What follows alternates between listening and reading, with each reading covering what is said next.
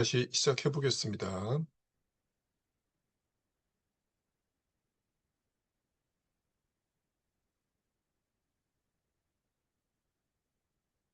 네. 자본론 1권 8편 문의 이제 마지막 편이죠. 우리가 발제를 세 부분으로 이제 나눠서 들었는데 진행도 마찬가지로 발제 순서대로 할게요. 먼저 26장부터 28장까지인데요. 앞부분이 이제 발제자께서 궁금하신 내용이라든지 하실 말씀 있으면 부탁드립니다. 어, 저는 이렇게 발대하면서 궁금했던 부분들이 뒷장 읽으면서 다 해소가 돼가지고요. 사실 아, 딱히 그러셨어요? 질문할 게 없더라고요. 네네. 예. 네, 알겠습니다. 다른 분들은 어떠실까요? 26장부터 28장까지입니다.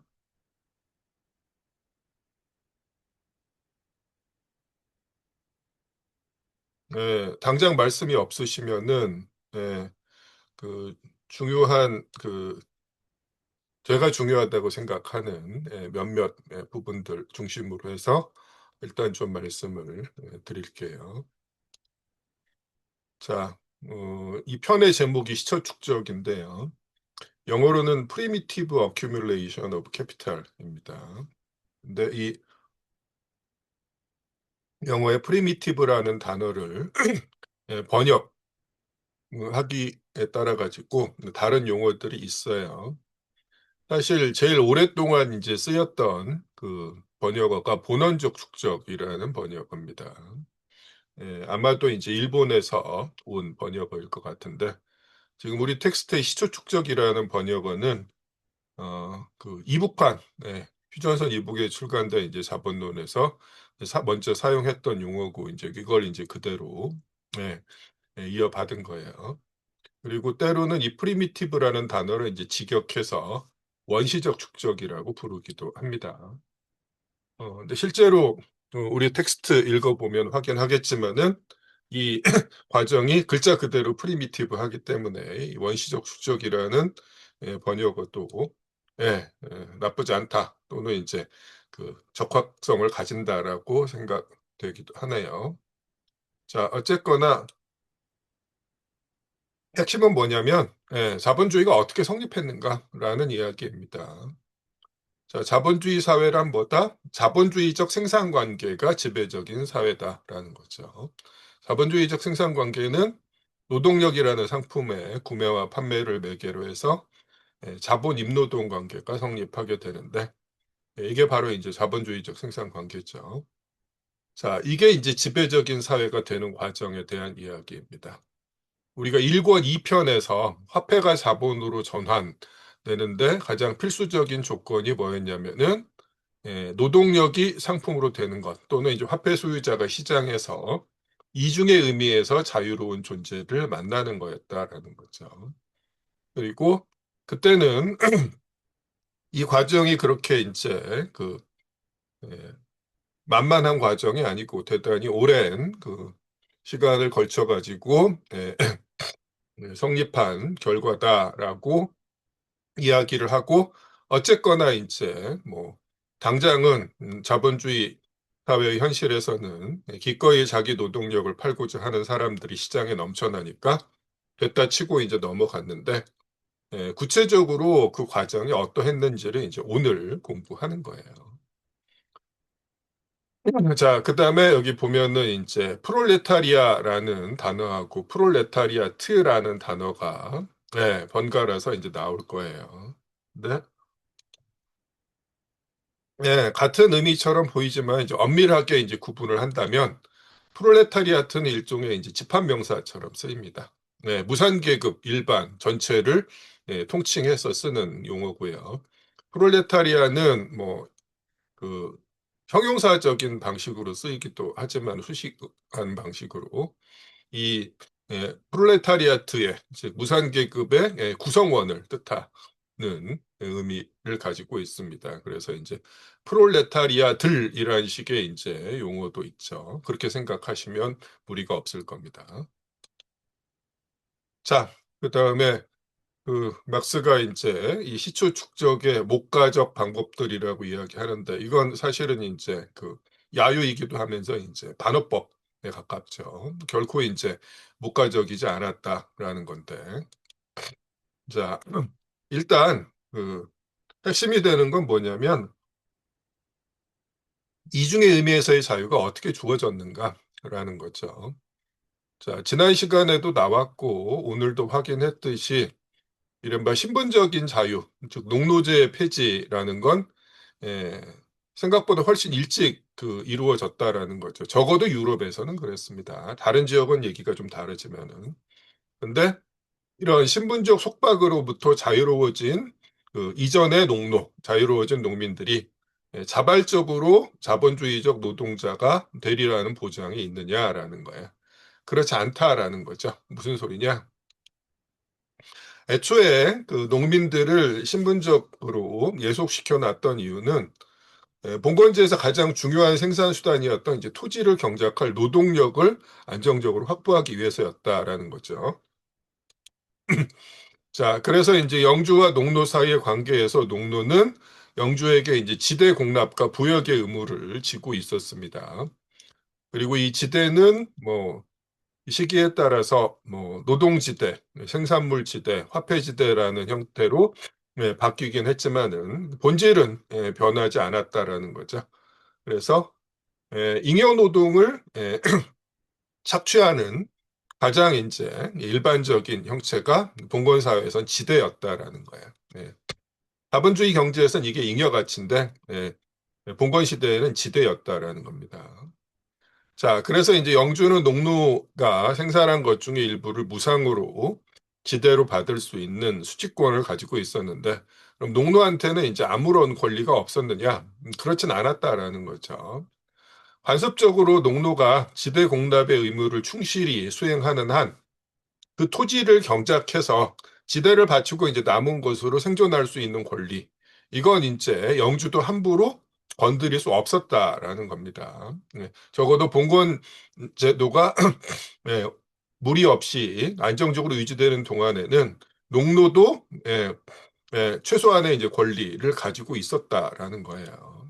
그래서 가장 중요한 생산 수단인 토지에 대해서 오늘날처럼 배타적이고 독점적인 형태의 소유, 이른바 사적 소유가 성립한 게 아니라 중충적인 소유 관계가 존재했다라는 거야. 물론 당연히 이제 영주의 권리가 압도적으로 큰데 농노도 아무런 원리가 없었던 게 아니라 그것보다 하급의 점유권 내지는 이제 경작권을 가지고 있었다라는 거야. 근데 이런 상황에서는 봉건제에서 농노제가 폐지되더라도 이전의 농노들이 굳이 자본주의적 임금 노동자가 될 유인이 없다라는 거예요. 왜? 기존의 이제 그 상전들, 뭐 여전히 상전이죠. 토지 귀족들은 형식적으로 농노제가 폐지됐다고 해서 그게 쉽게 바뀌지 않습니다. 근데 어쨌거나 이전에 이제 농노들이 형식상으로 자유민이 된 농민들이 예, 이 귀족들의 이제 봉건 영주들의 이제 토지를 그대로 빌려서 경작하면서 이른바 소작농이죠. 먹고 살 수 있다면 굳이 자본주의적 노동자로 되리라는 유인이 없다라는 거예요. 그래서 토지에 대한 이제 중충적인 소유가 자본주의적인 의미의 사적 소유, 흔히 근대적 소유라고 부르는 예, 이런 형태로 변화되는 과정이 대단히 이제 중요하다라는 거죠. 이게 이제 자본주의를 이행하는 데 필수적인 역할을 하게 됩니다. 그리고 그 과정을 어떤 식으로 진행시켰어요? 인클로저라고 부르는 과정을 진행시켰는데 자본가들이 이걸 한 게 아니라 토지 귀족들이 했다라는 거예요. 결국에는 이제 거기서 제일 큰 이득을 본 건 자본가들인데 그래서 이제 이런 얘기가 나옵니다. 그 26장에 보면은 980쪽에 이런 얘기가 나오죠.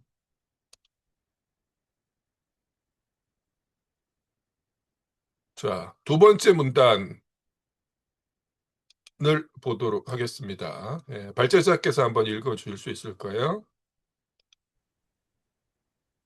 산업자본가라는 이 새로운 패권자 측은 길드의 수공업적 장인, 마스터들뿐만 아니라 부의 원천을 장악하고 있는 봉건 영주들도 축출하지 않으면 안 되었다. 이 측면에서 보면 산업자본가의 등장은 봉건 세력과 이들의 밉살스러운 특권에 반대하는 투쟁, 그리고 길드와 이 길드가 생산의 자유로운 발전과 인간에 의한 인간의 자유로운 착취를 제한해 온 속박을 반대하는 투쟁이 승리한 성과로 나타난다. 그러나 산업의 기사들은 그들이 자신이 전혀 관여하지 않은 사건들을 이용함으로써만 칼을 쥔 기사들을 축출할 수 있었다. 예, 이런 문장이 나온다라는 거예요. 산업의 기사들은 이제 자본가 계급인데 칼을 준 기사들은 이제 봉건 영주들을 어떻게 축출했느냐? 자신이 전혀 관여하지 않은 사건들을 이용한 결과다라는 거거든요. 자, 근데 그러면 칼을 준 기사들은 뭐 때문에 이 인클로저를 했을까라는 거거든요. 예, 그게 자기들한테 이득이 되니까 했던 겁니다. 예, 나중에 어떻게 될지는 이제 아무도 알지 못했던 거죠, 당시에는. 자, 여기 보면은 그래서 이제 그 다음 장에 보면은 어떤 얘기가 이제 나오냐면은 예, 그 984쪽에 보면은 예, 잉글랜드에서 예, 그 가신 집단의 해체가 폭력적으로 촉진되었다. 뭐 이런 식으로 지금 이야기를 했다라는 거예요. 근데 여기에 이제 배경이 되고 있는 게 뭐냐? 여러 차례에 걸친 이제 중세 시대의 전쟁이에요. 대표적인 게 십자군 전쟁이죠. 그리고 이제 잉글랜드 같은 경우는 흔히 백년 전쟁이라고 부르는 프랑스와의 전쟁이라든가 뭐 이런 것들이 구귀족들의 이제 몰락을 촉진했다라는 거예요. 그리고 이것을 이제 틈타서 신흥 귀족들과 손잡고 왕이 이제 자신의 예, 권리, 왕권을 이제 강화하기 시작을 한 거죠. 이전에 이제 봉건 사회에서 왕은 뭐 제일 큰 영주 정도의 이제 취급을 받았습니다. 그래서 형식상 다른 영주들과 봉신 관계를 맺기는 하지만은 그 권리라는 것들이 대단히 제약돼 있었죠. 근데 이 시기에 자기를 지지하는 이제 귀족들과 연합해서 국왕의 권한이 이전에 비해서 엄청나게 커지게 돼요. 흔히 절대왕정이라고 부르는 상황인데, 절대왕정이라는 단어 자체 현혹돼서 국왕의 무소불위의 권력을 휘둘렀다 이렇게 생각하시면 안 되고요. 이전의 봉건제 시기 왕에 비해서 왕의 권력이 크게 늘어났다 이런 정도로 생각하시는 게 합리적인 해석이죠. 다시 말해서 절대왕정 하에 이제 국왕도 자기의 그 권력을 뒷받침해주는 신용 귀족들에게 그 대가를 이제 지불했어야 됐다라는 거야. 근데 이 신흥 귀족들이 어떤 사람들이었냐면은, 여기서 보면 이제 이런 얘기가 나오죠. 예, 이 부분 발제자께서 읽어주시기 바랍니다. 종래의 봉건 귀족은 거대한 봉건 전쟁들로 말미암아 소멸되고 새로운 귀족은 화폐가 모든 권력 중에 권력으로 된 그 시대의 자식이었다. 예, 그렇습니다. 이전에 봉건 귀족과 달리 이분들은 깨시민이 아니라 깨어있는 귀족들이었어요. 쉽게 말해서 돈 맛을 알게 된 귀족들인 거죠. 그래서 실제로 이제 그 엔클로저 초기에 그 예, 국가가 또는 이제 왕들이 그걸 이제 제한하려고 했는데도 이제 들어먹질 않았다라는 거예요. 근데 왜 했느냐? 여기 보면 이제 그 양목 가격 등기가 직접적인 원인이었다라고 이야기하는데 당시에 잉글랜드는 산업혁명이 일어나기 훨씬 전입니다. 그래서 공업국 선진국이 아니라 당시에 공업이 제일 그 발전했던 곳이 네덜란드였다라는 거죠. 매뉴팩처 단계이긴 했지만 어쨌거나 네덜란드에서 양모 공업이 발전하고 있었고 잉글랜드는 이 양모 공업의 원료인 양털을 수출하는 농업국이었다라는 거예요.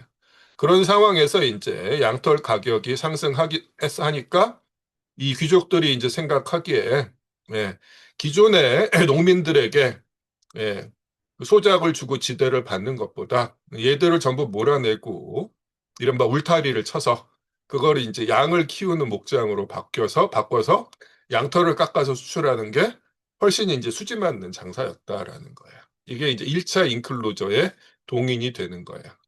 그래서 이른바 이제 양이 사람을 잡아먹는다라는 얘기가 등장을 하는데 실제로 이게 이제 그 토마스 모어라는 사람이 그 쓴 책이죠. 유토피아라는 책에서 이런 언급을 하고 있어요. 실제로 유토피아라는 단어가 세상 어디에도 없는 뭐 이런 의미를 가지고 있는데, 사실은 당대 이제 잉글랜드 사회상을 이제 그 직격을 한 이런 내용이기 때문에, 나름 이제 그 화살을 피하기 위해서 그 소설 속에 이제 가상의 나라다라고 했는데, 사실은 이제 현실에 대해서 대단히 이제 그 통렬한 비판을 했던 거죠. 그래서 어쨌거나 토마스 모어도 뭐 이런저런 이유로 나중에 이제 처형당합니다.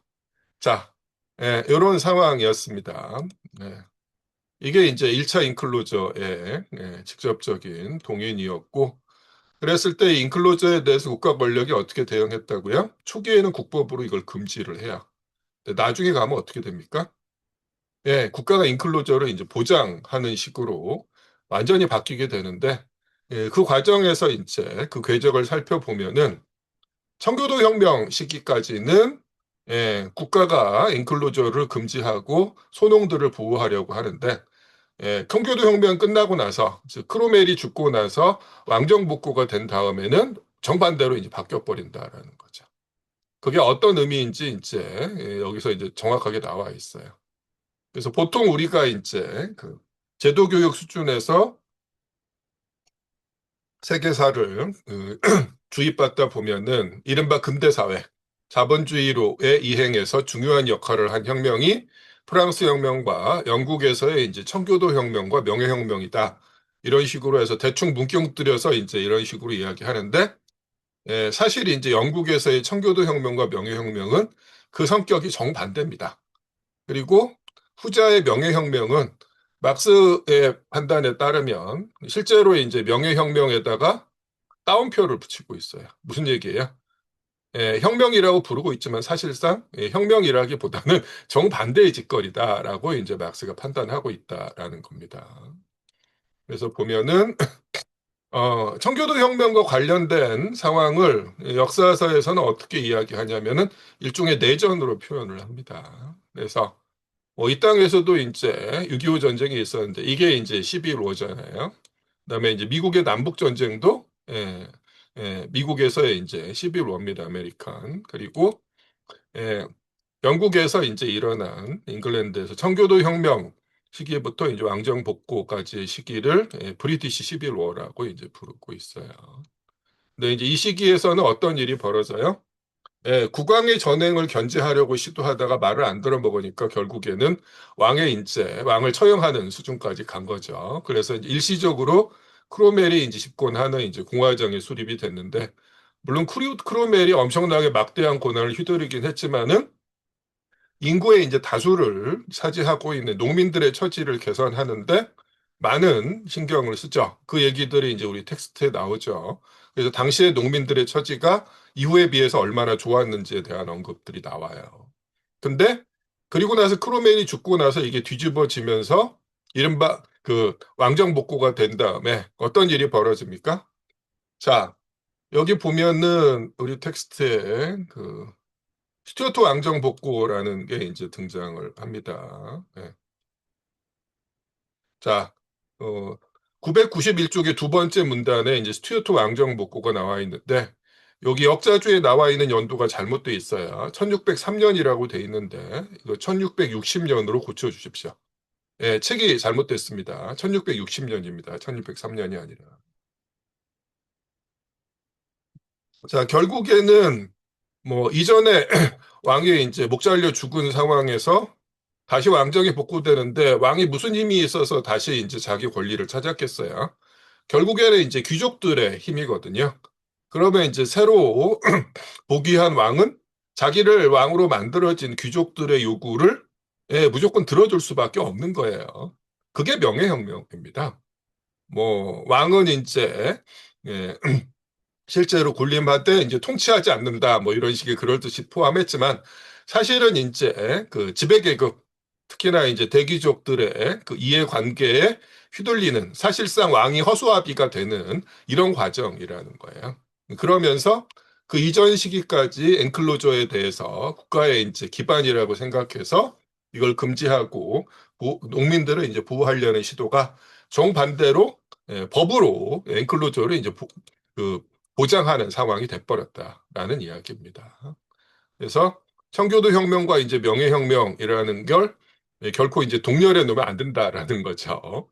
보통의 이제 세계사 내지는 제도교육에서는 절대로 이 말해주지 않는 내용입니다. 그리고 이제 조금 더 이제 깊이 들어가 보면은 실제로 이제 프랑스 혁명에서는 두 지배 계급, 지주하고 이제 자본가 사이에 격렬한 대립이 이제 발생을 했어요. 그래서 사실상 이제 부르주아지들이 기존의 이제 대귀족들을 몰아내는 과정이 진행이 되죠. 물론 부르주아지들이 자기들이 피 흘려서 싸운 게 아니라 이제 소생산자들, 소농들을 동원하긴 했지만 지배계급 사이에 이제 대립이 뚜렷이 불거졌다면 오히려 잉글랜드에서는 지부하고 자본가가 짝짝꿍이 돼서 피지배계급을 이제 착취 수탈하는 과정이 예, 신나게 진행이 되는 거죠. 그게 이제 명예혁명입니다. 이른바 명예혁명. 자, 이런 내용이고요. 조금 다른 얘기인데, 이학과 이제 비슷한 궤적이 그 조선 후기에도 나타납니다. 실학자들에 대해서 한 번씩 들어보셨을 거예요. 나름 조선 후기에 그 사회를 이제 개혁하려는 아이디어를 가진 사람들이 있었는데, 안타깝게도 이제 그 좋은 사상들이 뭐 권력의 핵심에 다다르지 못하고 전부 이제 사그러들었다라는 식으로 우리가 배우게 되는데, 그 이학자들도 그 주장들을 이제 들여다 보면은 사실은 결국에는 화해 불가능한 지향들을 서로 다른 지향들을 가지고 있거든요. 무슨 소리냐? 실학자 중에 이제 제일 유명한 분이 정약용이라는 분이죠. 뭐 엄청난 천재고 각종의 발명과 대단히 많은 이제 저서를 남겼다라고 하는데 에, 나름 또 이제 유명한 실학자들이 흔히 북학파라고 부르는 분들이에요. 뭐 박지원, 박재가 이런 사람들인데 이 사람들은 이제 뭐 청나라의 이제 사신단에 뒤에 이제 꼽사리 껴서 이제 따라갔다가 새로운 이제 문물을 접하고 충격을 받아서 엄청나게 거기에 이제 경도됐던 사람들 있죠. 근데 이제 그 정약용이 주장했던 건 뭐냐면은 균전제라는 토지 개혁 방식이었어요. 이 균전제라는 게 고대 주나라의 이제 정전제로부터 이제 따온 건데 뭐 이런 거죠. 자, 정사각형의 토지를 9개로 분할을 해서 예, 이 9개 중에 이제 8개를 각 이제 그 사람들 가구에 나눠줘 가지고 각자가 이제 경작해서 먹고 살게 한 다음에 가운데 있는 9번째 토지를 공동으로 경작해서 그 소출을 이제 나라의 세금으로 바치는 방식입니다. 예. 그리고 이제 이게 가장 바람직한 제도라고 이게 이제 나라의 근간을 이룬 핵심이라고 생각했어요. 이게 이제 정약용의 사고 방식인데 철저하게 이제 소농 중심적인 사고다라는 거예요. 예. 근데 그에 반해서 국학파라고 알려진 분들은 뭐 허생전 같은 데서도 이제 나와 있던 것처럼 청나라의 신문물을 접하면서 이제 철저하게 상공업에 경도된 사람들이었어요. 그래서 만약에 이제 이 사람들이 나름 이제 그 권력의 핵심에 접근해가지고 자신의 뜻을 이제 펴게 됐다면 틀림없이 이제 충돌할 수밖에 이제 없었던 이런 지향이었다라는 거죠. 예, 예, 뭐 이런 정도로 하고 넘어갈게요. 자, 첫 번째 엔클로저의 동의는 뭐였다? 예, 그 양을 키우기 위한 거였다라는 거죠. 근데 백난 첫날 천년만년 양만 길렀느냐? 그러지 않았다라는 겁니다. 자, 농업국이었던 잉글랜드에서 이제 공업이 발전하면서 그 뒷받침을 하는 게 농업 부문에서의 생산력의 증대입니다. 이게 이제 뒤에서 또 나오지만 공업 부문에서 생산력이 급격하게 발전하기 위해서 선결 과제가 농업 부문에서 생산력이 발전해야 되는 거거든요.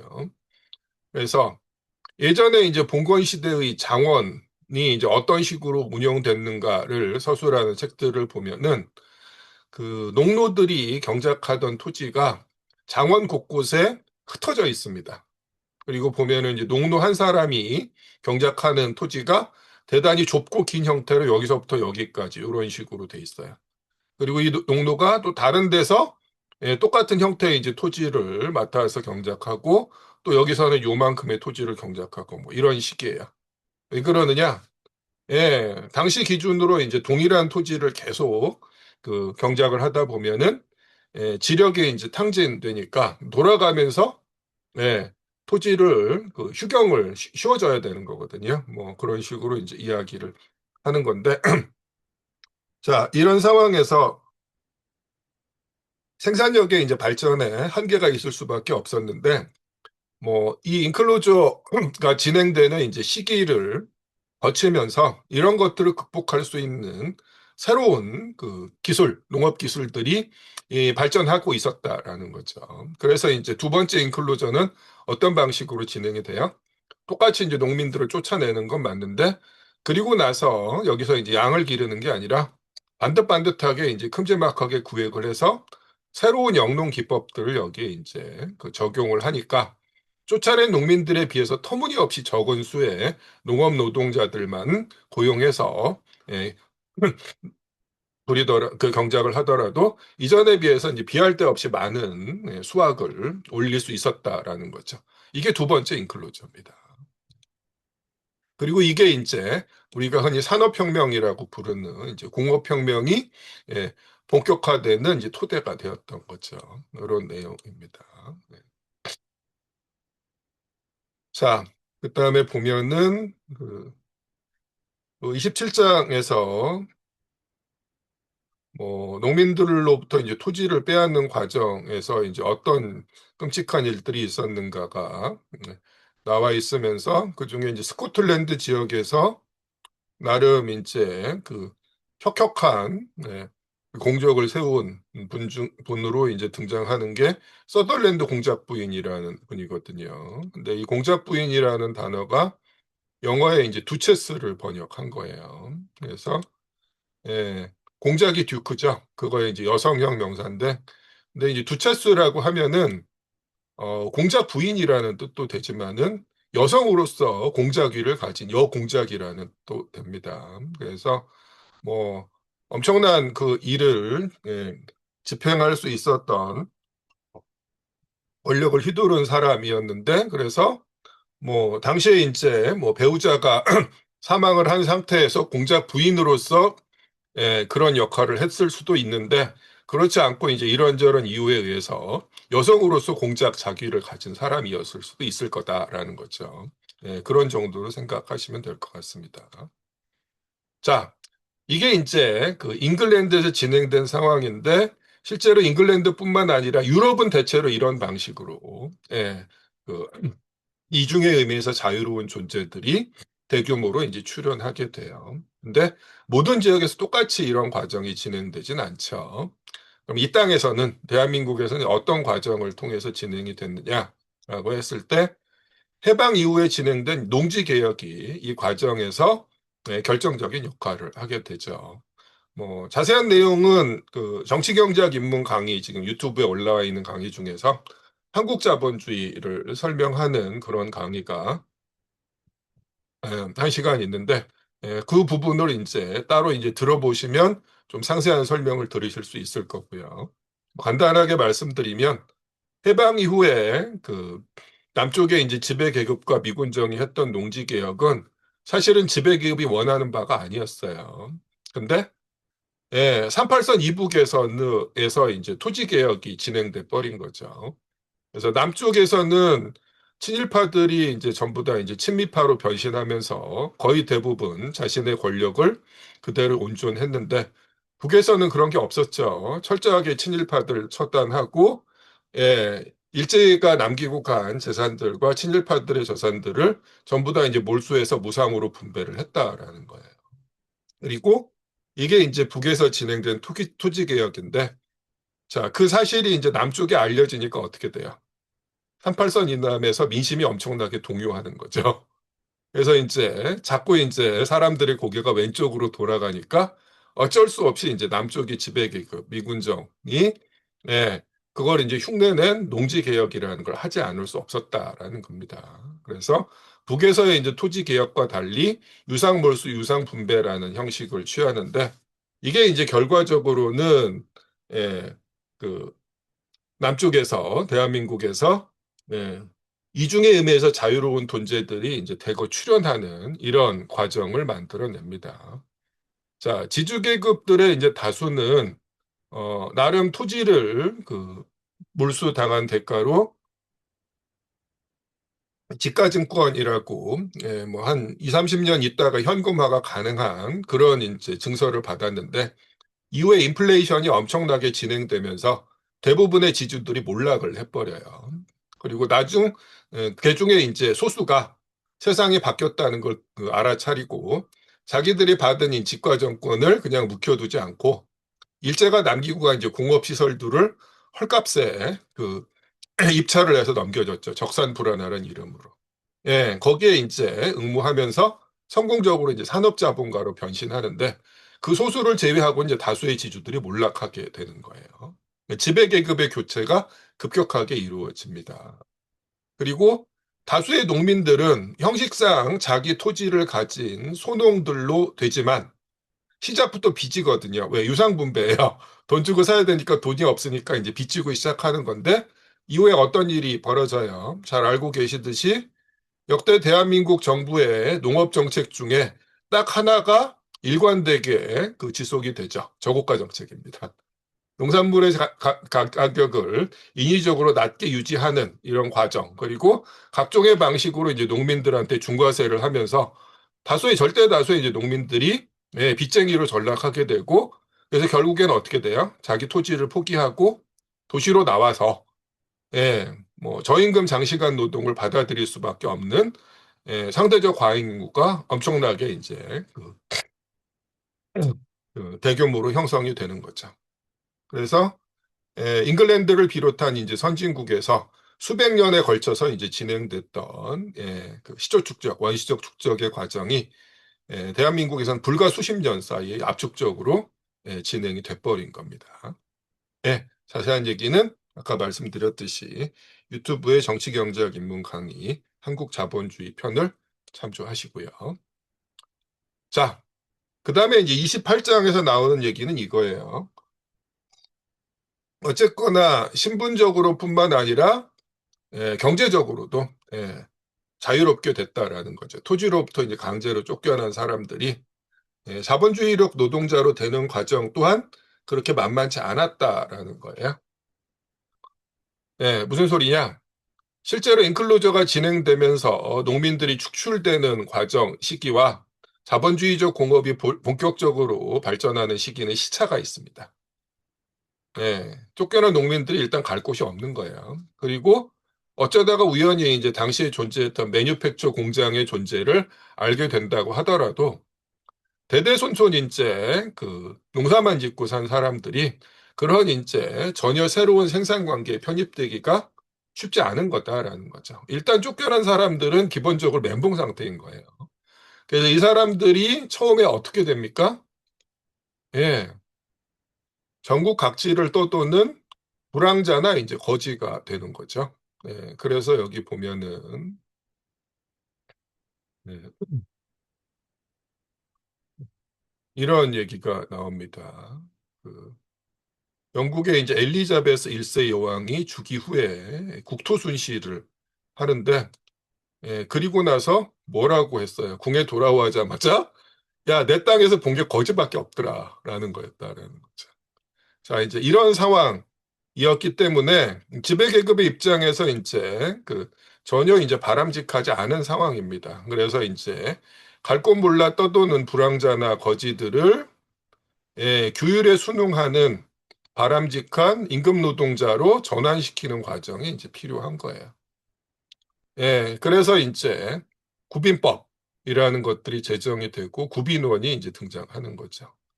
자, 푸어로를 이제 구빈법으로 번역하면서 뭔가 좀 이제 온정적인 의미를 담고 있는 것처럼 보이지만 사실은 이제 전혀 그게 아니라는 걸 이미 여러분 이제 알고 계시죠.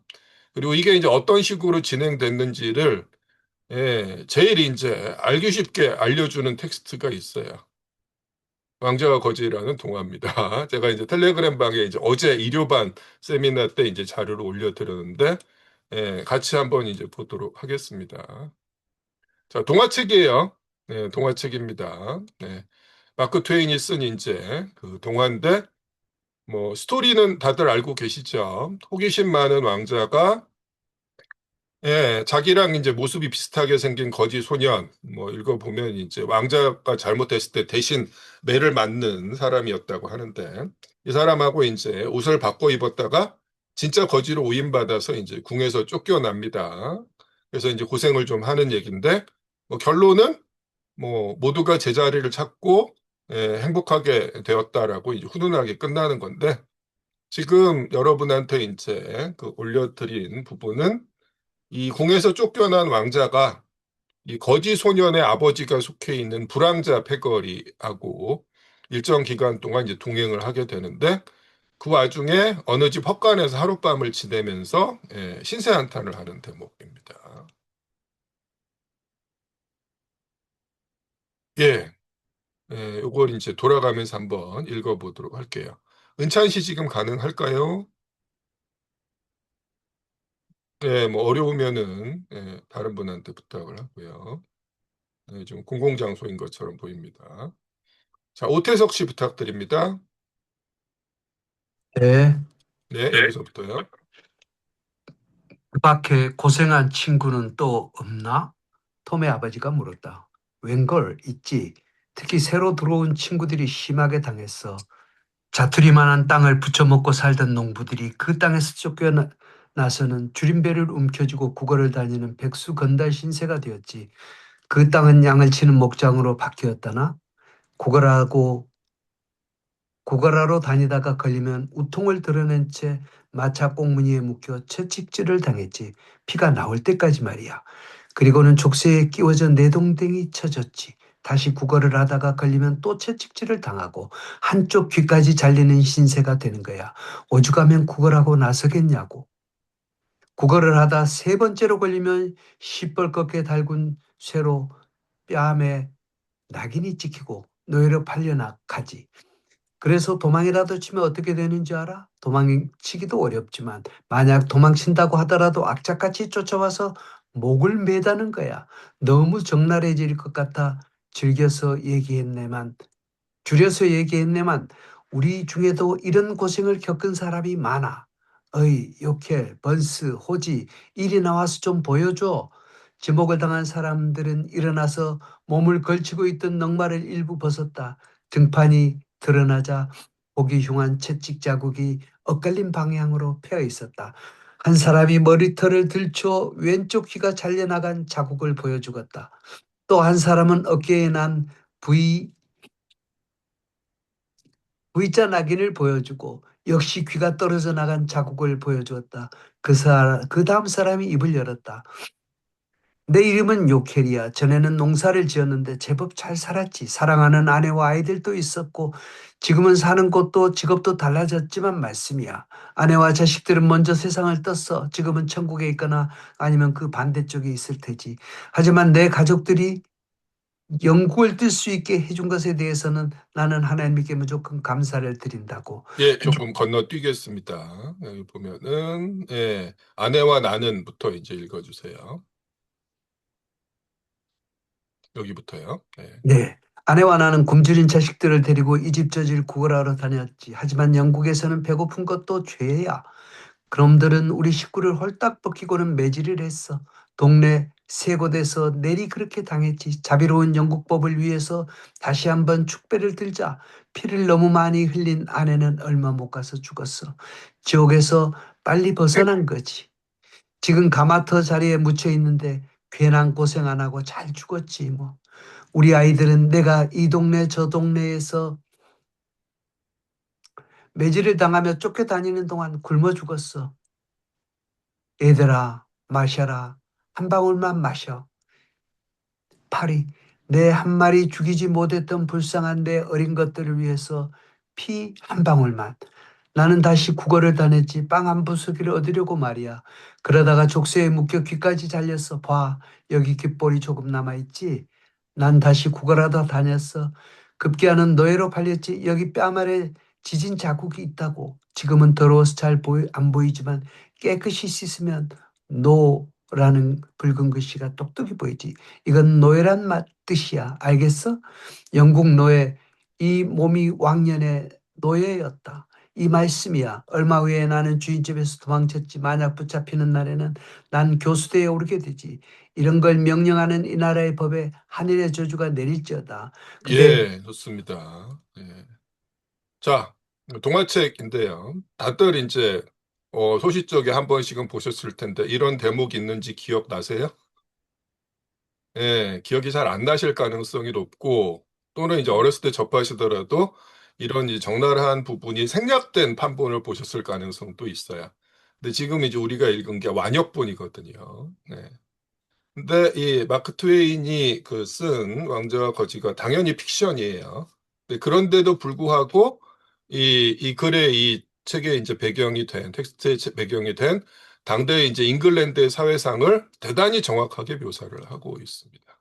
그래서 이제 우리 자본론의 이제 본문을 보면은 어때요? 여기 이제 뭐 헨리 8세, 에드워드 6세, 엘리자베스 1세, 여왕 시기, 제임스 1세 시기에 영국의 법령집이 정확하게 그 내용들인 거죠. 그죠? 예, 그렇습니다.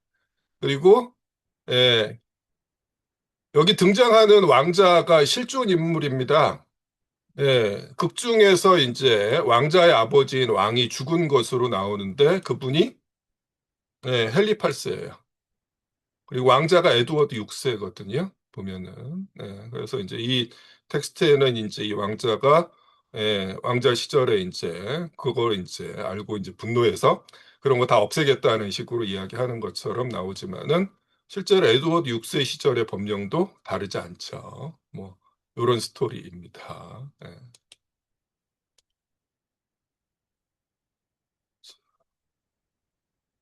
이게 이제 28장까지의 이제 그 이야기인데 결국 여기서 이야기하는 건 뭐냐면은 제목이 시초 축적이잖아요. 최초의 자본, 지배계급의 부가 어디서부터 왔느냐라는 거예요. 자, 거기에 대해서 지배계급은 이제 어떻게 가르친다? 그 예전에 예, 근면성실한 사람이 소수의 사람이 있었고 허랑방탕한 다수가 있었다라는 식으로 이제 사기를 친다라는 거예요. 그 부분 이제 읽어보도록 하겠습니다. 어디 보자. 지금 임정빈 씨 읽으실 수 있는 상황인가요? 어떻습니까? 네, 가능하면 부탁드릴게요. 예, 여기. 잠시만요. 네,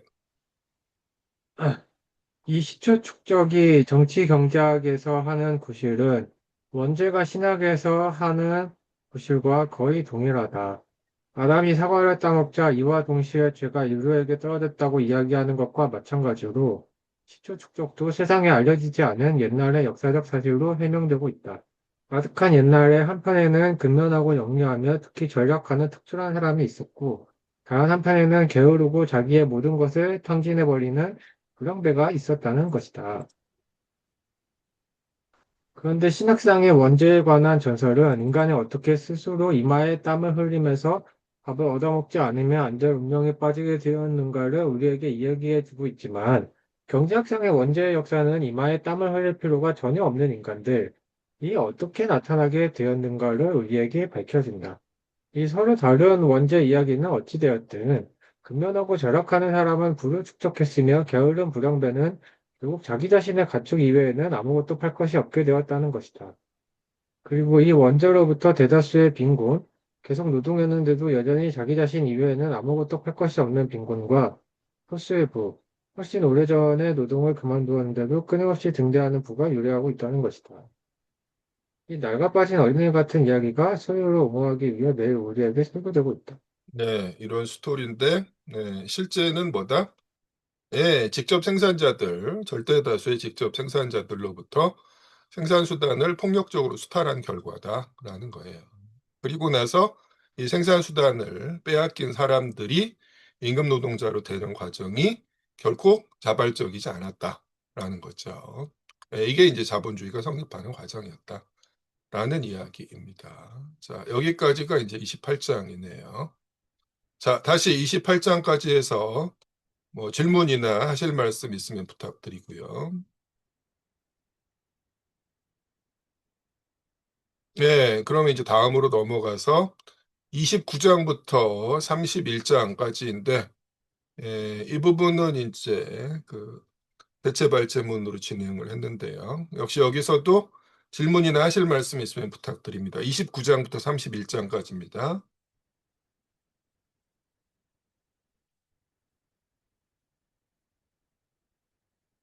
자, 29장이 이제 자본주의적 차지농업과의 탄생이죠.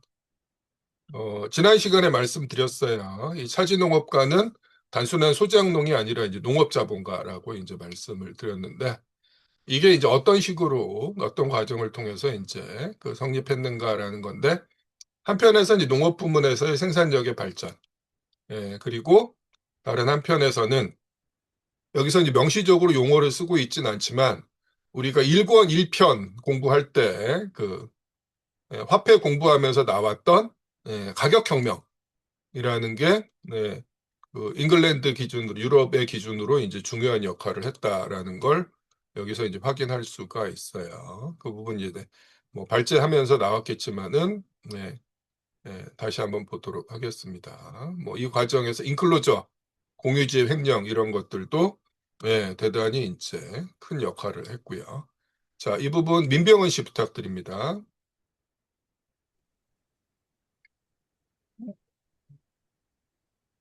공유지 등을 횡령함으로써 차지 농업가는 거의 아무런 비용도 들이지 않고 자기의 가축수를 현저하게 증가시킬 수 있었으며, 가축은 자기의 토지에 쓸 풍부한 비료를 제공했다. 16세기에는 결정적으로 중요한 하나의 계기가 첨가되었다. 당시의 차지 계약은 장기 계약으로 체결되어 가끔 99년에 걸치는 것도 있었다. 귀금속의 가치, 따라서 화폐의 가치가 계속 하락한 것은 차지 농업가에게 매우 유리한 것이었다. 위에서 말한 모든 기타의 사정을 무시하더라도 화폐 가치 하락은 실질 임금을 저하시켰다. 임금액의 일부가 이제 차지 농업가의 이윤에 첨가되었다. 곡물, 양모, 육류. 한마디로 말해 모든 농산물 가격의 계속적인 등기에 의해 차지 농업가는 가만히 앉아 자기의 화폐 자본을 증가시켰으며, 반면에 그가 지불해야 하는 지대는 감소했다. 왜냐하면 지대는 종전의 화폐 가치로 계약되었기 때문이다. 이리하여 그는 자기의 임금 노동자와 지주를 동시에 희생시켜 치부했다. 그러므로 영국에서는 19세기 말의 당시로서는 부유한 자본주의적 차지 농업가 계급이 형성되었다는 것은 조금도 이상한 일이 아니다. 네, 그렇습니다. 그래서 이제 가격혁명이 어떤 영향을 미쳤는지 이야기하고 있죠. 차지기가 99년이에요. 근데 이제 지대는 정액이라는 거예요. 근데 화폐 가치가 하락하면서 농산물 가격이 이제 계속 오르는 겁니다. 그래서 이제 노동자들의 임금, 농업 노동자들 임금도 명목 임금은 오르지만 실질 임금은 오히려 이제 떨어지는 과정인 거예요. 자, 그리고 이제 그 앞에 나와 있는 게 농업혁명이 농촌 주민의 대다수를 빈곤하게 만들면서 차지농업가를 부유하게 만들었다라고 이야기하는데, 이게 이른바 이제 농민층 분해라고 이제 부르는 과정이죠. 즉 농촌에서 이제 계급 분화가 진행이 되는 거예요. 이런 방식으로. 이런 내용이고요. 자, 그리고 이제 뭐 여러 번 나왔었죠. 그래서 농업에서도 똑같이 이제 자본의 집적과 집중이라는 과정이 진행이 되면서 이런 일이 이제 벌어집니다. 자, 그 다음에 이제 30장으로 가면은, 보면은, 30장에는 이제 공업에 대한 농업혁명의 영향, 산업자본을 위한 국내 시장의 형성, 이런 식으로 이제 그 제목이 달려 있는데, 자, 앞서 말씀드렸듯이 이제 우리가 산업혁명이라고 부르는 과정은, 좁게 이야기하면 이제 공업혁명이고, 반드시 농업혁명이 선행해야 한다라는 거예요. 왜? 자, 도시에서 이제 필요한 식량과 공업 원료를 농촌에서 공급을 해줘야 되는데, 이전보다 더 적은 노동력으로 이걸 생산하는 과정이 진행이 돼야 되죠. 그러면 이제 농촌의 과잉 인구는 도시로 가서 이제 공장 노동자가 되는 거고요. 네. 그리고 이제 동시에 이전에 농촌이 그 자급자족 경제였는데 이런 식으로 농촌이 자본주의적 상품 시장에 이제 편입되는 과정이 진행이 된다라는 거예요. 그 얘기들이 이제 쭉 나와 있습니다. 그래서 여기 보면은 농촌 주민의 이제 수탈과 주방, 인클로저라는 게 산업자본을 위해서 어떤 역할을 했는가. 동시에 이제 국내 시장을 예, 창조했다라고 지금 이야기를 하는 거예요. 그래서 예, 농민 가족들이 이제 뭐 농한기 같은데 자기 자신의 이제 소비를 위해서 했던 가내공업이 이제 완전히 이제 파탄이 나고 돈이 되는 상품으로 팔릴 수 있는 작물들만을 예, 예, 재배하게 되면서 이제 나머지 것들 생활수단과 이제 생산수단, 농기계, 비료 이런 것들을 도시에서 이제 도시에 생산된 상품으로 이제 구매하게 된다라는 거예요. 이런 과정이 이제 진행이 되는데 그랬을 때 이 과정이 전면화될 수 있으려면 어떻게 되느냐? 매뉴팩처 가지고는 안 된다라고 이야기를 하고 있습니다. 그래서 매뉴팩처의 한계에 대해서는 우리가 이전에 공부를 했는데 대공업, 기계제 대공업만이 이 과정을 온전하게 수행할 수 있다라고 지금 이야기를 하고 있습니다. 그리고 이 문제에 대해서, 이 주제에 대해서 우리가 예전에 공부한 적이 있어요. 기계화 대공업을 다루는 15장의 이제 마지막 절, 10절이 이제 대공업과 농업인데 거기서 이제 이렇게 이야기를 하고 있습니다. 자, 대공업이 농업과 농업 생산자들의 사회적 관계 일으키는 혁명은 뒤에서 설명할 거고 여기서는 그 설명에 앞서서 약간의 결과들을 간단히 지적하는 데 그친다 이렇게 이야기하고 있는데 농업과 농업 생산자들의 사회적 관계 대공업이 일으키는 혁명에 대한 설명이 방금 우리가 본 30장의 이제 내용인 겁니다. 그래서 나중에 여러분이 이제 다시 책을 읽으실 때 30장을 읽고 나서 다시 15장 10절로 돌아와서 보시면은 이게 이제 연결이 된다는 걸 확인하실 수가 있을 겁니다. 그렇게 되죠. 네. 이게 이제 30장의 이제 내용이고요.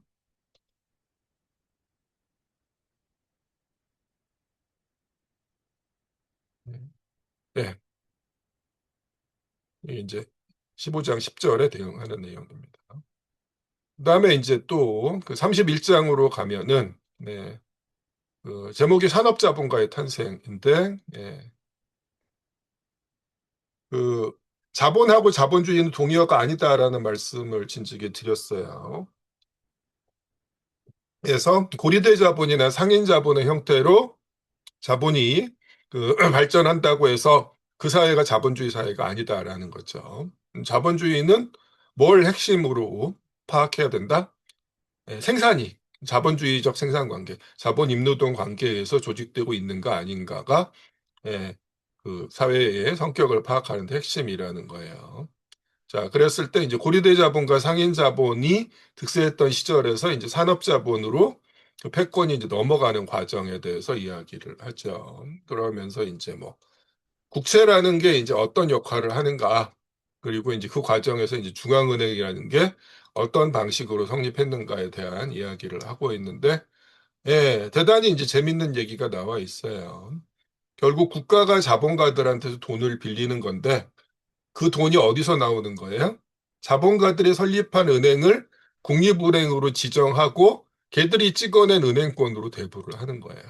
근데 실제로 당시의 은행권은 대체로 태완은행권이었기 때문에 은행권을 발행하려면 금준비를 가지고 있어야 되는데 뭐 나중에 이제 30 공부하면 확인하겠지만 여기서 등장하는 뱅크 오브 잉글랜드 은행, 흔히 영란은행이라고 하는데 영란은행 같은 경우도 은행권 발행량의 상당 부분을 그 은행이 보유하고 있는 이제 영국 국채를 기반으로 할 수 있도록 이제 법에 규정이 돼 있어요. 무슨 얘기예요?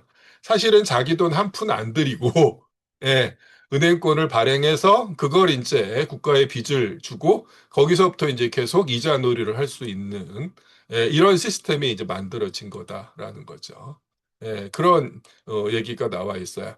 대단히 황당한데 실제로 그랬다라는 거예요. 그래서 이게 또 이제 시초 축적의 유력한 수단 중에 하나였다라는 거죠. 신용제도라는 게 이런 얘기고요. 예. 그다음에 이제 여기 보면은 이제 국제신용제도라는 게 나와 있는데 여기도 이제 뭐 재밌는 얘기가 나와 있어요. 보면은 뭐 그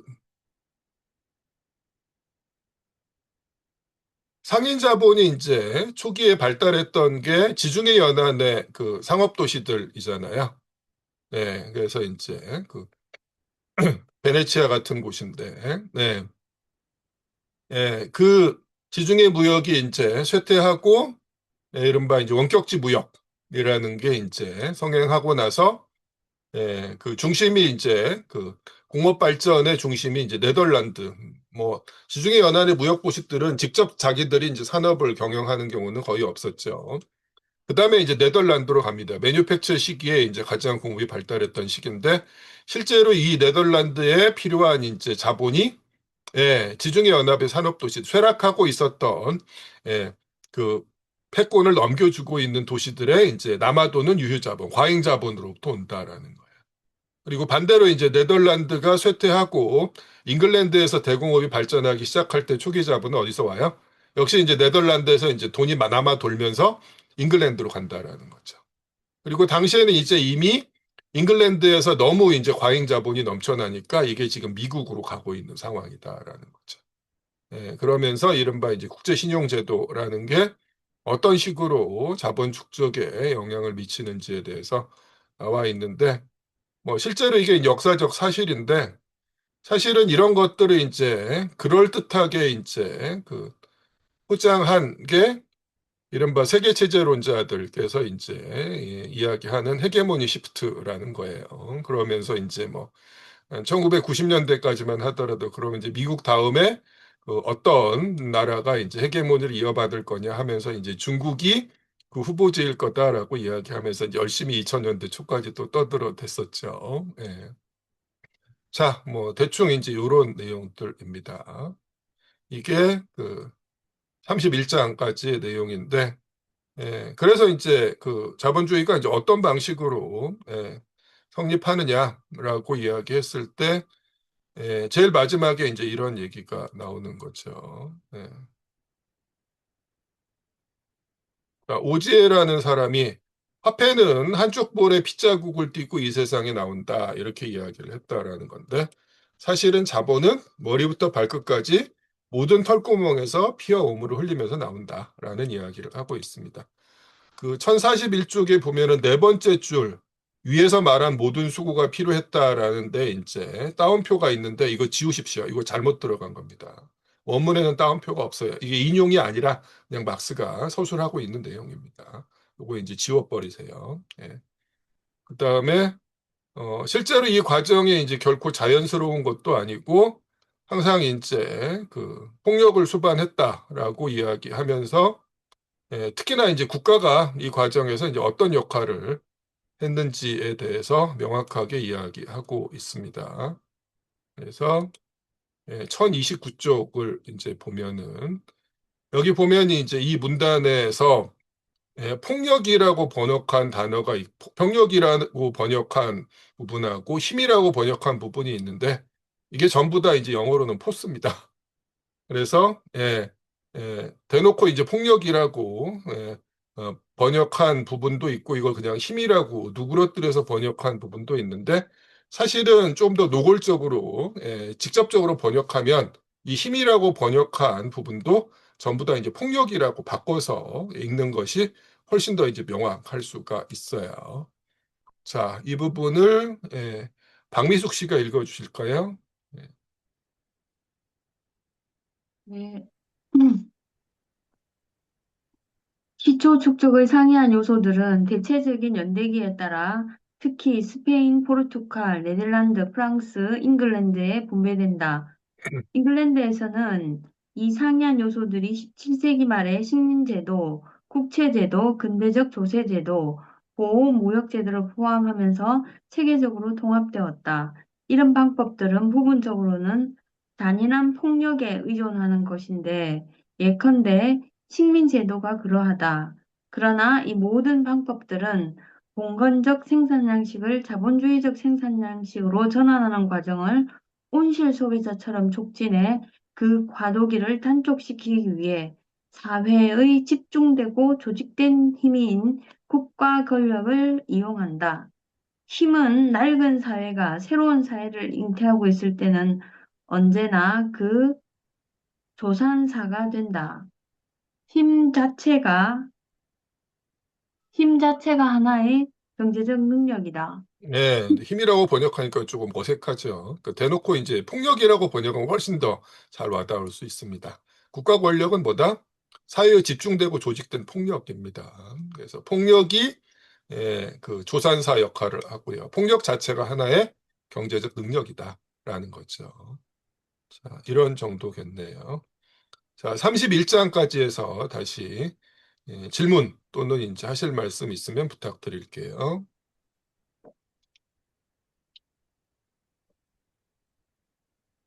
여기, 네네네.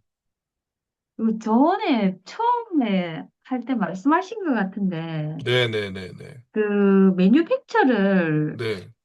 이거를 이제 따로 이제 번역하지 않고 그대로 쓰는 네. 이유가, 자, 매뉴팩처는 이제 영어 사전에서 보면은 제조업이죠. 네, 그죠? 그리고 네, 실제로 애덤 스미스가 이제 국부론에서 그 공장을 이야기하고 있는 게 전부 다 매뉴팩처거든요. 근데 이제 막스는 이 단어를 기계제 대공업 이전 시기에 자본주의적 생산의 이제 첫 번째 단계로 설정을 하고 있어요. 그래서 이후에 이제 기계제 대공업과 이제 구분하는 흔히 이제 공장제 수공업이라고 불리는 방식.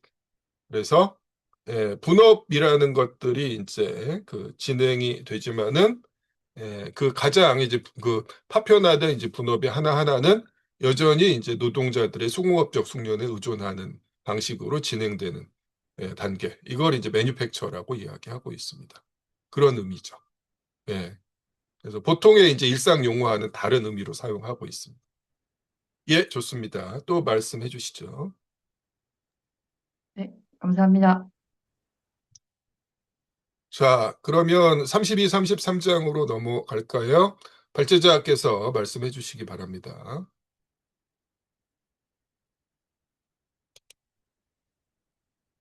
네,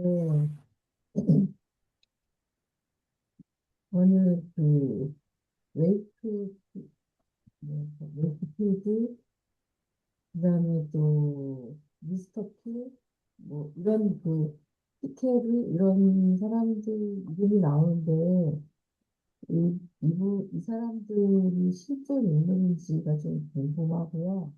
이 사람들이 그다음에 뭐예요? 실존 인물인 건지 실제 당연히 실존 인물이죠. 지금 역사적 사실에 대해서 이야기하고 있는 건데, 네. 예. 왜 실존 인물이 아닐 수도 있다고 생각하셨을까요? 아, 잘 안 찾아지더라고요. 검색을 했는데 아, 어떤 예, 사람인지 제가 이제 예, 앞에 부분 잘 놓치고 예. 막 이래가지고 이거 읽으면서 이해가 안 되는. 아마 저기 이제 구글에서 영문으로 검색하시면 이제 조금 더 찾기가 수월하실 수가 있어요. 네. 예, 예, 예.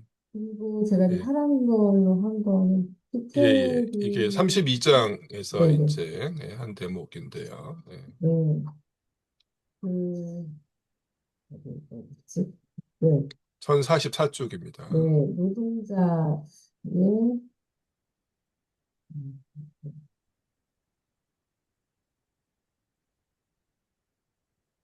네, 요 내용이죠. 예.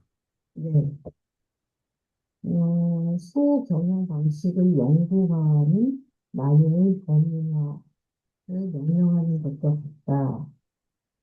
음, 근데 이제 뭐, 그 가장 쉽게 접할 수 있는 거 작은 것이 아름답다. 뭐, 또, 뭐 소농, 뭐, 세대를 구한다. 이런, 그, 제가 자세히 읽어보지는 잘 못했지만, 그런 책들이 많이 있잖아요. 그리고 이 규모화 내지는 뭐 자본주의 음, 시스템으로 이렇게 대자본가들에 의해서 어, 소자본가들이 소생산자죠. 되고 정확하게는. 소생산자예요. 예, 예. 이런 사람들이 흡수 통합이 되면서 이렇게 어, 어려움을 빠지는 이런 것들이 나오는데 여기서 이 문장과 조금 잘 연결이 잘 안 되고 이해가 잘 안 돼서 그러니까 조금 더 지금 뭐 어휘적으로 그 소생산을 찬양하는 그런 목소리들이 현재의 네, 자본주의 사회에서 이제 네, 나가떨어지고 이제 지친 목소리들을 이제 묻힌 사람들을 위안해주는 역할을 하는 건데 안타깝게도 대단히 이제 시대착오적이고 퇴행적인 사고방식이다라는 거죠. 예, 좀 냉정하게 들릴 수도 네, 있지만 네, 네, 그렇다라는 네, 거예요. 이미 이제 1860년대 기준으로 되도 않는 얘기다라고 이제 막스가 이야기하고 있는 음, 거예요. 네, 이미 이 시기에 어떤 일이 벌어졌어요? 네, 예, 사실은 이 각자가 자기 생산 수단을 소유하고 예, 노동해서 생산하는 이런 상황, 프루동이 이상향으로 삼았던 이 네, 네, 상황이 결국에는 소수의 손에 이제 생산 수단이 집중되는 방향으로 나아갔다라는 게 확인이 됐잖아요. 예, 그리고 네, 그렇게 될 수밖에 없는 게 어떤 거예요? 예, 대공업적인 방식, 자본주의적 방식과 경쟁했을 때 도저히 살아남을 수 없다라고 이제 이야기하는 거예요. 그러면서 어떻게 이야기합니까? 일정한 발전 수준에 동달하면, 즉 소생산이 일정한 발전 수준에 도달하면 이 생산 방식은 자기 자신을 파괴하는 물질적 수단을 만들어낸다. 이게 바로 뭐예요? 자본주의적 생산 방식인 거죠. 그렇죠? 예, 인간의 노동력이 이제 상품으로 거래되는 상황이 이제 발전하는 과정이 되면은 결국에 이거 이제 불가피하다라는 거예요.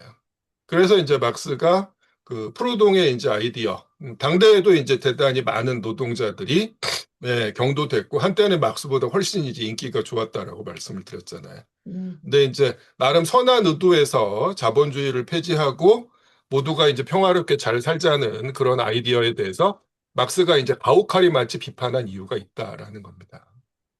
그렇게 해서 이제 될 리도 없을 뿐만 아니라 그런 식으로 각자가 자기 생산 수단을 가진 상황을 만들어내면 결국 다시 어떻게 돼요?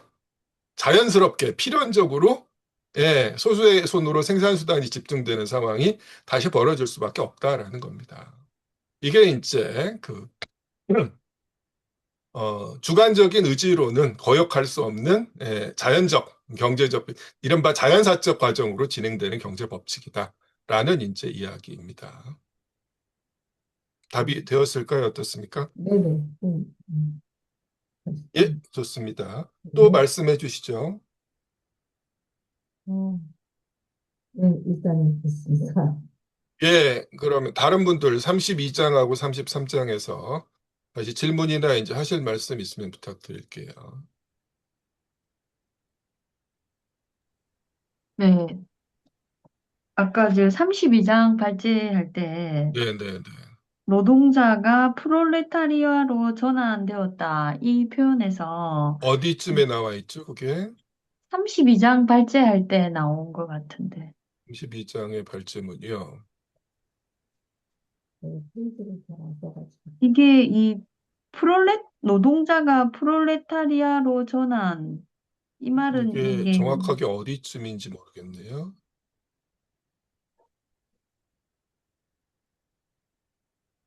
아, 여기 있군요. 이러한, 이 부분입니다. 아, 찾았어요. 네, 그래서 여기 보면은, 네, 1045쪽에 이제 넷째 줄에 있습니다. 네. 이 여기서의 말이 이제 노동자는 직접 생산에 종사하는 사람입니다. 임금 노동자만을 뜻하는 게 아니에요. 이때의 노동자는. 그렇죠? 네. 이때의 노동자는 프롤레타리아는 뭐예요? 무산계급이잖아요. 자본주의적 임금 노동자로 생존하기 위해서는 자본주의적 임금 노동자로 자기 노동력을 팔 수밖에 없는 존재라는 거예요. 근데 이제 앞서의 노동자는 이건 이제 소생산자까지도 이제 포괄하는 의미라고 봐야 되겠죠.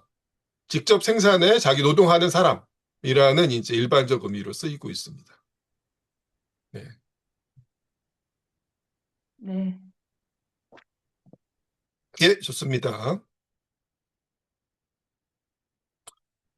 자, 그럼 이제 그 32장에서 이야기하고 있는 내용이 뭐냐? 뭐 다들 보셨겠지만은 사실상 이 부분이 자본론 일권의 결론이죠. 그래서 이제 그 앞서 우리가 이제 공부한 내용들을 쭉 요약을 하고 있습니다.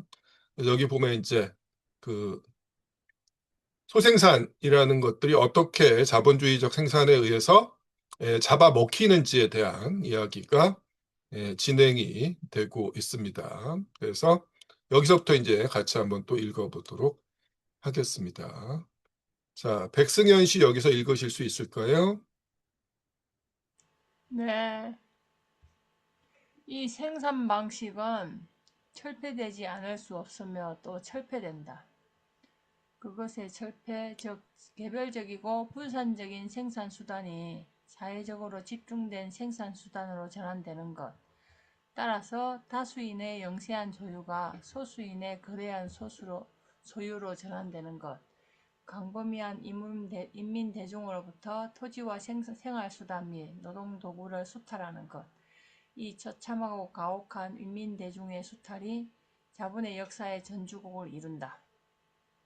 여기에는 일련의 폭력적 방법이 포함되어 있는데 우리는 그 가운데서 자본의 시초 축적의 방법으로 획기적인 것만을 위해서 고찰했다. 직접적 생산자에 대한 수탈은 가장 무자비한 만행에 의해 그리고 가장 비열하고 가장 추악하며 가장 야비하고 가장 얄미운 정열의 충동 아래 수행되었다. 자신의 노동으로 획득한 사적 소유, 말하자면 고립된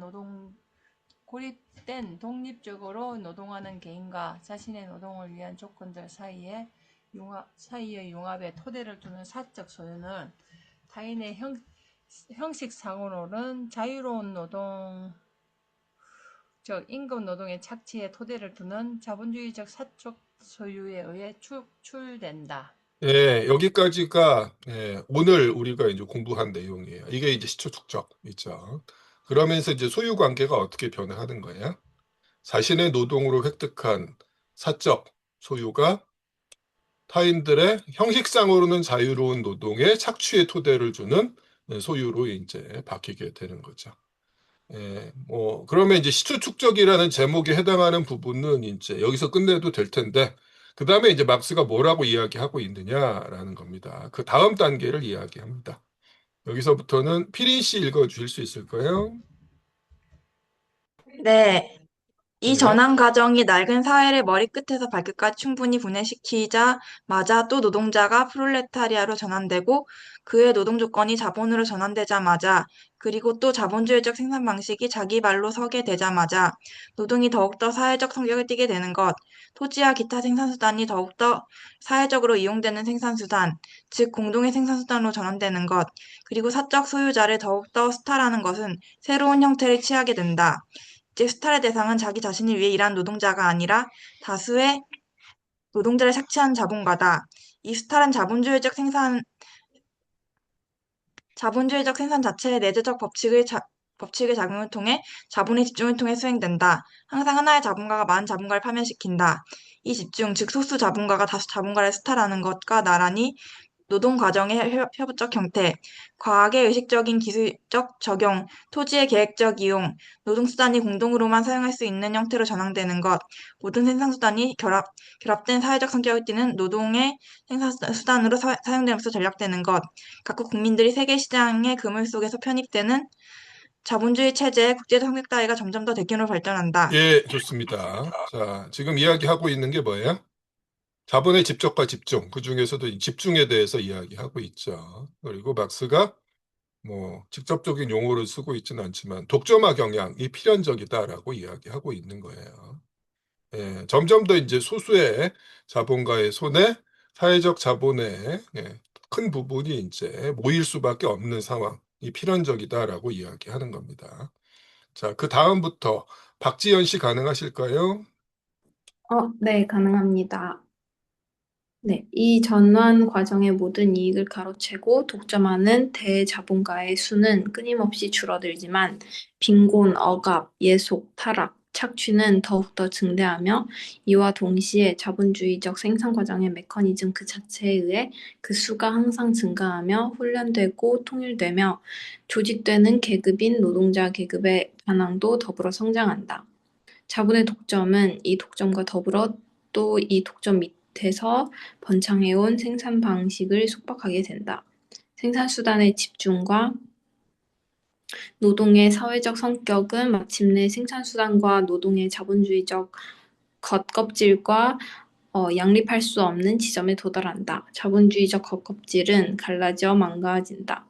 자본주의적 사회적 소유의 조종이 울린다. 수탈자가 수탈당한다.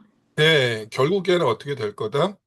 예, 소수의 이제 대자본가가 군림하는 상황에서 노동자들의 이제 저항이 거세짐에 따라서 이 체제 자체가 붕괴될 수밖에 없다라고 이야기하고 있는 거죠. 자, 그 다음에 이제 이야기하는 게 이제 자본주의를 이제 폐지한 사회에서의 이제 소유 형태가 어떻게 이제 바뀔지에 대한 이제 전망입니다. 자, 이 부분은 발제자께서 읽어 주실까요? 네. 자본주의적 생산 방식으로부터 생기는 자본주의적 취득 방식은 자본주의적 사적 소유를 낳는다. 이 자본주의적 사적 소유는 자기 자신의 노동에 입각한 개인적 사적 소유의 첫 번째 규정이다. 그러나 자본주의적 생산은 자연 과정의 필연성을 가지고 자기 자신의 규정을 낳는다. 이것은 부정의 부정이다. 이 부정의 부정은 생산자에게 사적 소유를 재건하는 것이 아니라 자본주의 시대의 성과, 협업, 그리고 토지를 포함한 모든 생산수단의 공동 점유를 바탕으로 개인적 소유를 재건한다. 이렇게 지금 이야기를 하고 있습니다.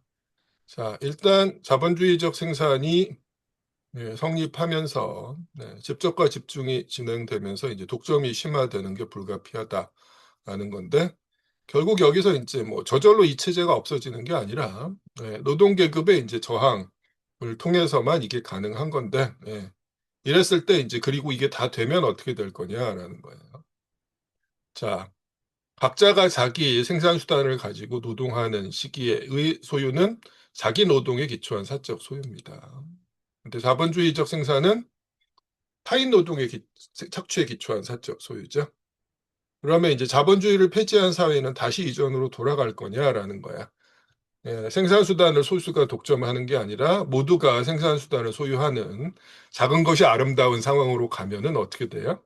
다시 푸르동이 이제 전망했던 되도 않는 상황으로 될 수밖에 없고, 될 수도 없고, 그렇게 될 필요도 없다라는 겁니다. 그래서, 여기서 이제 부정의 부정을 이야기하죠. 지난번에도 말씀드렸지만, 형식 논리학에서 부정의 부정은 다시 원점으로 돌아가는 거지만, 변증법에서의 부정은 이전과는 전혀 다를 질을 가진 국면으로 이제 변화하는 거다라는 거예요. 그래서 이제 뭐라고 이야기를 하는 거예요? 생산수단과 토지의 공동점유에 기초한 개인적 소유의 확립을 이야기합니다.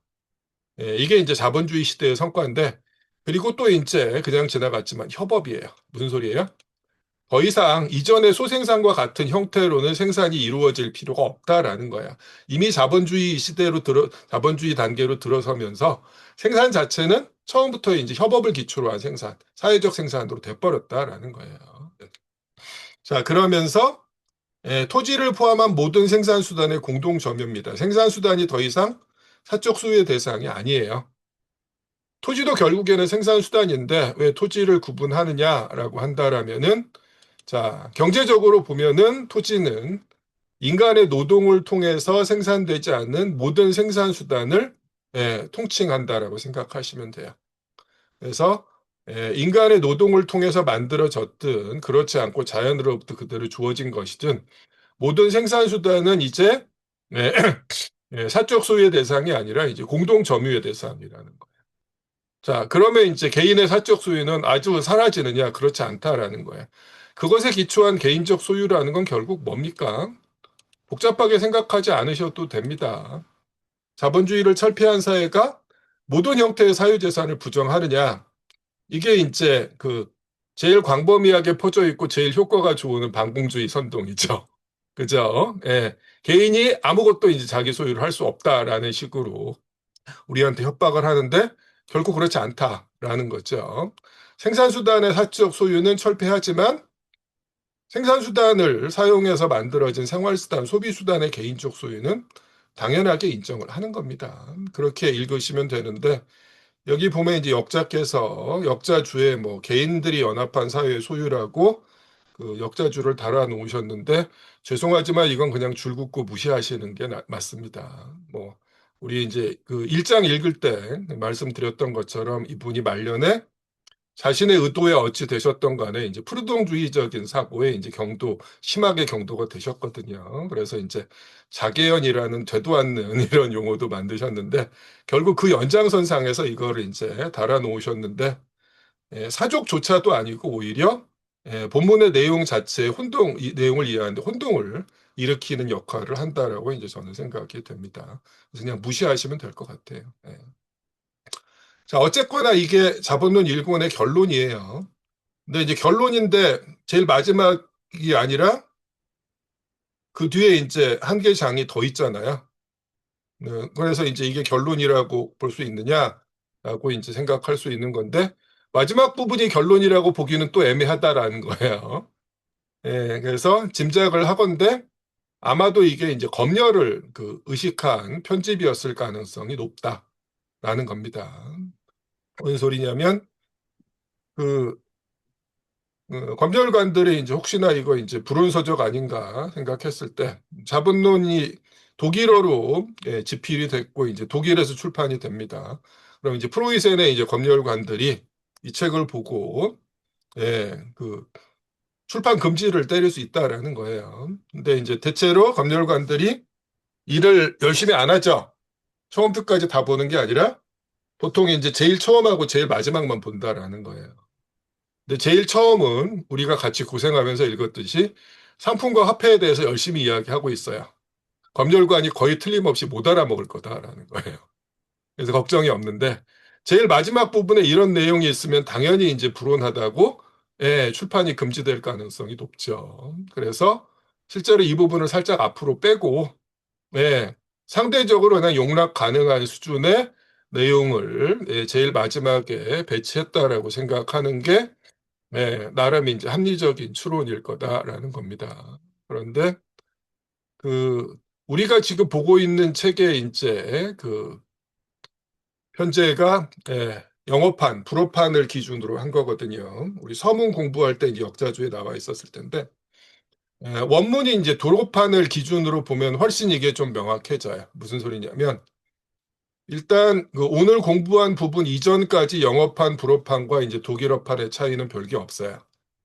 2편, 화폐가 자본으로 전환되는 과정에 대해서 영어판, 불어판은 3개 장으로 나뉘어져 있는데 독일어판은 이게 1개 장으로 통합이 되어 있습니다. 그냥 4장에 1, 2, 3절 이렇게 되어 있어요. 그래서 지난 시간에 공부한 부분까지 그냥 독일어판과 영어판, 불어판은 장수만 2개씩 차이가 납니다. 이후로는. 근데 오늘 공부한 부분은 우리는 이제 독립된 편으로 해서 장을 세밀하게 나누고 있는데 독일어판에는 그냥 7편 자본의 축적 과정이라는 편에 이 시초 축적도 포함을 하고 있어요. 뿐만 아니라 제일 마지막 장을 제외하고 앞부분 오늘 우리 책에서 26장에서 32장이 보면은 장 하나하나의 길이가 상당히 짧죠. 이전에 비해서. 근데 이거 왜 그러냐면 독일어판에서는 원래 이게 24장의 한 절들입니다. 그래서 원래 24장에 이제 한 절에 해당하는 부분을 영어판, 불어판에서 각각의 장으로 나눠놨기 때문에 길이가 짧을 수밖에 없어요. 자, 그리고 나서 이제 독일어판 기준으로 보면은 24장하고 이제 25장을 보면 24장은 오늘 우리가 공부한 26장에서 32장에 해당하는 부분을 다 포함하고 있으니까 상당히 볼륨이 크고 25장은 뭐 그 뒤에 있는 내용인데 상당히 배치가 불균형적이죠. 뭐 어렵지 않게 생각할 수 있어요. 사실은 24장의 제일 마지막 절, 우리가 방금 본 32장에 해당하는 부분이 결론인데, 예, 이 부분을 이제 검열을 우려해서 앞부분을 살짝 빼고 상대적으로 위험이 덜한 부분을 25장으로 따로 떼었다, 마지막 장으로 따로 떼어서 배치했다라고 이제 생각할 수 있다라는 거죠. 뭐 이런 정도의 이야기입니다. 예. 자, 네네, 그 33장 넘어가기 전에 네네, 별거는 아닌데요. 금방 이제 그 작은 시대의 성과를 바탕으로 이제 개인적 소유를 재건한다라는 문장에서 네, 그 사이에 이제 협업 그리고 토지를 포함한 모든 생산수단이 공동 점유라고 되어 있잖아요. 네네, 그 점유하고 네, 소유하고는 조금 이제 네, 개념적으로 다른 거 알 거는 같은데 예, 예. 근데 굳이 예. 비슷한 거 같고 근데 예, 이 점유라고만 부분을 이제 그 생각했는데 지적하시는 분들이 있는데, 그 생산수단과 토지의 공동 점유라고 이야기하는데, 그냥 공동 소유라고 해도 크게 무리는 없을 거라고 생각을 하는데, 소유라고 이야기했을 때는 그 단어 자체가 이른바 자본주의적 사적 소유라는 의미를 포함할 수 있기 때문에 그렇게 쓰지 않고 어느 누구의 소유도 아니다라는 의미에서 공동 점유라고 저는 이제 쓰고 있다고 생각을 합니다. 예, 그런 정도예요. 네. 그래서 이제 뭐 엄밀하게 이제 따지는 분들은 그래서 공동 소유라는 식으로 쓰면 안 되고 항상 공동 점유라고만 써야 된다라고 주장하시기도 하는데, 예, 그런 정도의 차이입니다. 예, 또 말씀해 주시죠. 예, 그리고 이제 마지막 근대적 식민 이론인데 무슨 얘기예요? 식민지에서는 자본주의적 생산이 잘 발전을 못하더라. 왜? 노동력이 충분히 확보되지 않기 때문에 그렇다라는 거예요. 왜 그래요? 토지를 구하기가 대단히 쉽다라는 거예요. 그래서 처음에 이제 이민 온 노동자들이 처음에는 한 푼도 없으니까 이제 공장에서 일을 좀 하다가 돈을 조금만 모으면 금방 이제 헐값에 자기 토지를 구할 수 있으니까 전부 다 그렇게 해서 농부가 돼버린다라는 거예요. 그래서 자본주의가 발전하기 쉽지 않으니까, 예.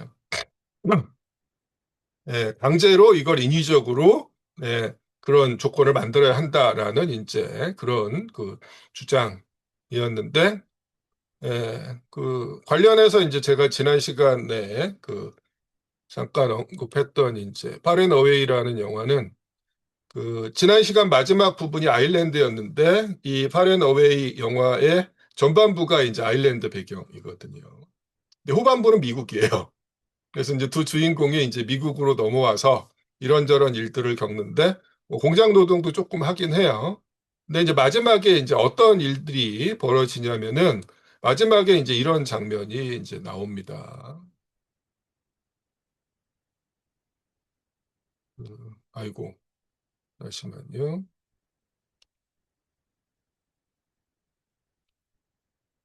제가 이걸 공유를 하려면은 소리까지 같이 공유를 해드려야 돼요. 네. 여기 지금 이제 그 시계가 이제 정각을 알리면 어떤 일이 벌어지는가. 그걸 안 들으시고 말씀하세요. 네, 전부 다 열심히 이제 마차나 말 같은 걸 타고 경주를 하고 있는데, 사람들이 이제 왜 그렇게 경쟁을 하냐면, 자기가 점치고 놓은 땅이 있거든요. 네, 그 땅을 차지하기 위해서 달리는 건데, 땅이라는 게 결국, 여기 이제 잠깐 스쳐 지나갈 텐데, 지역에서 살고 있었던 아메리카 인디언 선주민들한테서 이제 빼앗은 땅이죠.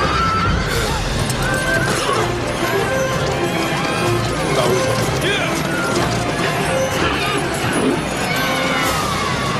네, 스쳐 지나갔죠. 대단히 씁쓸하게 이제 되고 있는데, 이렇게 해서 이제 자기가 마음에 드는 땅을 찾아서 거기다 먼저 이제 깃발을 꽂으면, 네, 그게 이제 자기 땅이 되는 거예요. 그런 시기가 있었다. 그래서 이거는 이게 보면 이제 오클라호마 랜드러시라고 이제 이야기하거든요. 그래서 이제 마지막 부분은 이제 그 뒤에 나오는 게 이제 항상 이럴 해피엔딩을 때마다 꿈꾸는 광고가 나와요. 마음속에 사랑과 용기가 자라고 우리의 동화가 마법처럼 시작돼요. 킨더조이 속 디즈니 프린세스 장난감을 착용해보세요. 가운데 이제 이어지는 장면입니다. 그래서 티격태격 하다가 남녀 주인공이 이제 각자 그 자기 마음대로 이제 확인하고 해피엔딩으로 가는 과정인데 제일 마지막에 이제 해야 될 중요한 일이 있어요. 깃발을 이제 들어서 땅에 꽂아야 되는 이런 식으로 진행이 되는 과정입니다. 이게 이제 파렌어웨이라는 영화예요. 예. 이런 상황이었으니까 완전히 똑같지는 않더라도 이런 유사한 상황이 벌어져서 이제 자본가들이 그리고 그 앞잡이들이 어떻게든 이제 강제로 그 자본주의적 생산이라는 것들을 그 확산시키려고 애를 썼다라는 이제 이야기입니다. 어거지로. 그런 내용이에요. 그래서 뭐 그런 것들을 이제 배경 지식을 알고 보시면은 조금 더 이제 의미가 있을 거다라는 건데. 자, 결국 그 어떻게 됐습니까? 막스 당대에는 그런 식으로 이제 지배계급 그 앞잡이들이 애를 썼지만 자본주의가 발전하면서 안 해도 되는 상황이 이제 만들어졌다라는 거죠. 그래서 여기서 이제 웨이크필드가 제시한 방식은 이제 호주, 오스트레일리아에 이제 써먹으라는 거였는데 그러니까 어떻게 돼요? 이제 사람들이 미국으로 가버렸다라는 거야. 그리고 나서 자본론을 출간할 당시에는 미국이든 오스트레일리아든 상대적 광인과 이제 넘쳐나는 상황이 만들어져 버렸다라고 지금 이야기를 하고 있는 거죠. 그래서 보면은 오선희 씨 읽어주시기 바랍니다. 여기부터요. 미국에서는 임금의 저하와 임금 노동자의 종속은 아직도 유럽의 정상적인 수준에 도달하기에는 멀었지만 자본주의적 생산은 급속히 발전하고 있다. 영국 정부가 파렴치하게도 귀족과 자본가들에게 식민지 미개간지를 마구 팔아버린 사실, 웨이크필드까지도 큰 소리로 비난하고 있다.